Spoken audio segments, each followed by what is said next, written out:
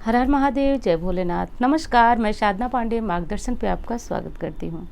दोस्तों, मैं बात करूँगी आज चैत्र नवरात्रि 2022 जो कि 2 अप्रैल से शुरू हो रही है। इस मुहूर्त में सबसे जो शुभ मुहूर्त कौन सा है, सबसे अच्छा मुहूर्त कौन सा है, दुर्गा स्थापना की, कलश स्थापना की, तो ये शुभ मुहूर्त आप इस वीडियो में जानेंगे। दोस्तों, एक चीज़ मैं बता दूं आपको कि यदि आप शुभ मुहूर्त में कलश स्थापना करते हैं तो वही पूजा जो आप 9 दिनों में करते हैं, 9 दिनों के अंदर मंत्र जपते हैं, पूजन करते हैं, वो आपको इतना अच्छा फल दे देती है जिसकी आपने कल्पना भी नहीं की होगी। क्योंकि हमारे शास्त्रों में मुहूर्त को, समय को बहुत ज़्यादा प्राथमिकता दी गई है। तो इस वीडियो में आप जानेंगे कि समय कौन सा है। अब यदि आप कलश रख लेते हैं तो आपका व्रत और आपके द्वारा की गई पूजा का बहुत अधिक लाभ आपको प्राप्त होता है। कुछ लोगों को कलश रखना बहुत ज़्यादा भारी लगता है, कमेंट कर पूछते हैं कि कलश नहीं रखें तो पूजा हो जाएगी क्या?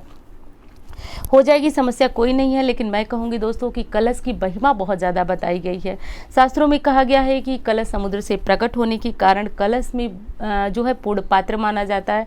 कलश में हमारे 33 कोटि देवी देवता विराजमान होते हैं, वरुण देव विराजमान होते हैं, स्वयं गणेश जी विराजमान होते हैं। तो कलश की महत्ता बहुत बड़ी है। कलश रखने में कोई भी समस्या नहीं है, तो आप अवश्य रख लें। कलश के लिए आप किसी भी पात्र का चुनाव कर सकते हैं, स्टील को छोड़ करके उसमें सुपारी, एक सिक्का और हल्दी, जो कि सामान्यतया मिल ही जाती है हर घर में, तो ये ले लें। उसके बाद आप इस कलश को मौली लपेट करके, आम के पल्लव लपेट करके और रख कर ऊपर एक नारियल रख दें। कलश स्थापना की विधि मैं बता चुकी हूँ, इसलिए बहुत विस्तृत आपको नहीं बता रही हूँ। तो ये काम आप कर लें दोस्तों, चाहे आप कम पूजा करते हो, दुर्गा सप्तशती पढ़ते हो, नहीं पढ़ते हो, अखंड ज्योत जला पाते हो, नहीं जला पाते हो, लेकिन ये काम आप कर ही लें, कलश रख लें। उसके बाद आपको माँ दुर्गा की जितनी भी पूजा आराधना है, विसर्जन की विधियाँ आगे आपको पता चलती रहेंगी, तो वो सारी चीज़ें आप जान जाएंगे। जैसा कि आपको पता चल ही गया होगा कि इस बार का नवरात्रि जो है 2 अप्रैल से 10 अप्रैल तक ही है।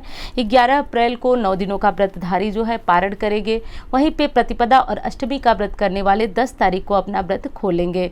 लेकिन जो 9 दिनों का व्रत रखेंगे वो 10वीं तिथि में व्रत खोलेंगे। कहीं किसी प्रकार का संशय अपने मन में न लाएं। कलश स्थापना का जो सबसे श्रेष्ठ मुहूर्त है, जो शुभ मुहूर्त है दोस्तों, मैंने आपके लिए पंचांग से विशेष इस मुहूर्त को निकाला है, जो कि विशेष हो, हर किसी के लिए बहुत ज़्यादा शुभ हो। ऐसा वैसे तो कई मुहूर्त थे, लेकिन ये मुहूर्त सबसे श्रेष्ठ मुझे दिखा। तो ये मुहूर्त जो है कलश स्थापना का, वो सुबह 2 तारीख को सुबह 6:25 से 8:30 तक, इस मुहूर्त में, इस समय काल में आप जो है अपनी कलश स्थापना करें। बहुत सारे लोग इधर उधर मुहूर्त को तोड़कर बताते हैं, लेकिन एकदम शास्त्रोक्त मुहूर्त है। इस मुहूर्त में कलश स्थापना करने से आप जो 9 दिनों तक पूजा पाठ आराधना करते हैं उसका फल अक्षय हो जाता है, बहुत अधिक बढ़कर आपको प्राप्त होता है। अब यदि सुबह का समय है, 8:30 तक हो सकता है आप कलश स्थापना न कर पाए किसी भी कारण से, तो अभिजीत मुहूर्त का समय है दोस्तों। आप जानते हैं ये प्रतिदिन आता है समय, और अभिजीत मुहूर्त में कलश स्थापना किया जा सकता है। कलश स्थापना का कोई भी नया काम हम करते हैं तो उसकी शुरुआत हम अभिजीत मुहूर्त से कर सकते हैं। ये श्रेष्ठ मुहूर्त माना जाता है। तो अभिजीत मुहूर्त जो है 2 तारीख को दोपहर को 12:17 से 1 बजे के बीच है, यानी 1:02 के बीच। इस मुहूर्त में आप कलश स्थापना कर लें। एक चीज़ और है कि यदि आप आधे घंटे या 1 घंटे में आपकी पूजा पूर्ण नहीं होती है तो आप बहुत ज़्यादा परेशान हो जाते हैं कि हमारा मुहूर्त निकल गया। दोस्तों, मुहूर्त में बस पूजा प्रारंभ कर दीजिए, कम से कम कलश रख लीजिए।